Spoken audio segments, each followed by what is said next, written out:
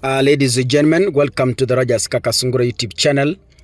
A big thank you for the support you're granting this platform. Kindly, if you're watching this video, make sure you click the subscribe button. And of course, remember to turn on your notification bell. There's a tendency that is in Kenya, and I've addressed this issue severally.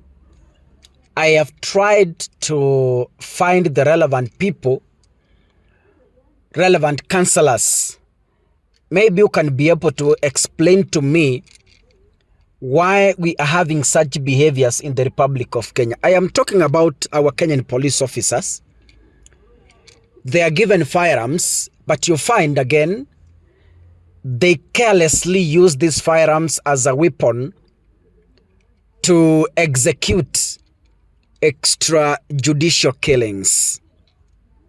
We have had stories of inmates being killed by police in custody, either by shooting or by maybe strangling or by torture. They die. The police have refused to take up this matter and face it head on so that we can be able to find a solution, and instead, the government is defending all these happenings.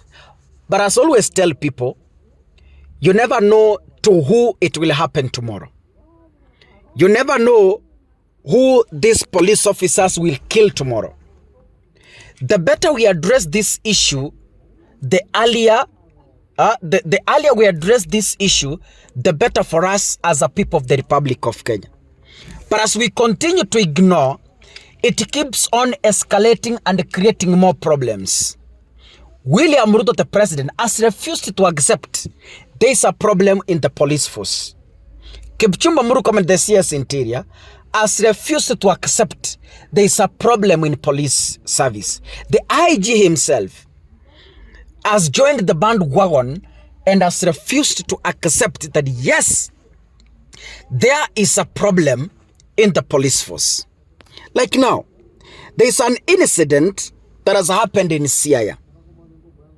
And this incident gives us a clear picture on what is happening in the police force that the government is covering up, and it has refused to face the problem head on and solve it. There has been a tragic shooting incident at Nia police post in Siaya County early today morning. That is today, Sunday. The incident has left 2 police officers dead. And according to reports, the authorities suspect that it could be as a result of a personal dispute or a mental crisis. I have been asking the relevant authorities to investigate and find out if our police officers are suffering from mental health problems that push them into what they have done or what they have been doing. The incident occurred at around 6 a.m. when namely Constable Martin Mwendwa is said to have shot and killed his boss, COOPORATIVE, who was the officer in charge of the station. According to the report, Mwendwa armed himself with a G3 rifle. He entered the corporal's residence and opened fire, fatally wounding him in the chest and on the arms. Constable Mwendwa, according to the reports, attempted to flee towards Nia Girls High School, but was intercepted and fatally shot by fellow officers during the confrontation. The preliminary investigations are pointed out to a possible personal disagreement between the 2 police officers, and police are also probing the possibility that Mwendwa may have been undergoing a mental health episode at the time of the attack. The bodies of the two officers have been taken to Siaya County Referral Mortuary for post-mortem examination as investigations continue into the circumstances surrounding the fatal altercation. As the authorities who are responsible in understanding these issues and solving them are actually covering them up. They have refused to face this issue head on and get solutions. They killed Albert Ojwang. Today, they are killing each other. Police think they are secure from their colleagues. Whatever they do to inmates is what they are going to do to their colleagues. Authorities have refused to accept that, yes, we have a problem in the police force. Ruto akisimama anasema, I commend the police officers on what they did. Even when they are killing innocent people like Albert, the president stands and says, I commend the police officers. Na washukuru sana, and I will support you. When the IG stands to speak, anasema kongole maaskari wetu kwa kazi nzuri.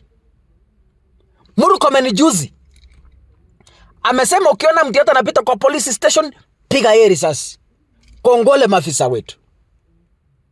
They have refused to go deep and try to understand ni shida gani ambayo maafisa wetu wako nayo ambayo inawafanya kupiga marisasi ovyo ovyo. They have refused to investigate. Now, the God of heaven who doesn't sleep, the God of heaven who pays in totality, is now showing the government that, see, there is a problem. The king is naked and nobody is going to dress him. They have been defending police officers. Sasa hii ya Siaya na ngoja nisikie Murkomen anasema nini. Wakati Gen Z walipiwa marisasi walisema asante sana polisi, tutawaunga mkono na we will support you. Lakini sasa hii ya kuuana hapa Siaya, hii ndio ninasubiri nisikie Murkomen mwenyewe atasema nini kuhusu hii story. Kwa sababu it is the same bizarre story that is happening to inmates. Ladies and gentlemen, I plead to Kenyans. It is our responsibility entirely to stand up and say no to extrajudicial. It can happen to anyone. It can happen to a fellow police officer. It can happen to any Kenyan. So it's upon us to stand up and try to solve this issue so that we are able to safely live. God bless you. See you in the next episode. Asanteni sana.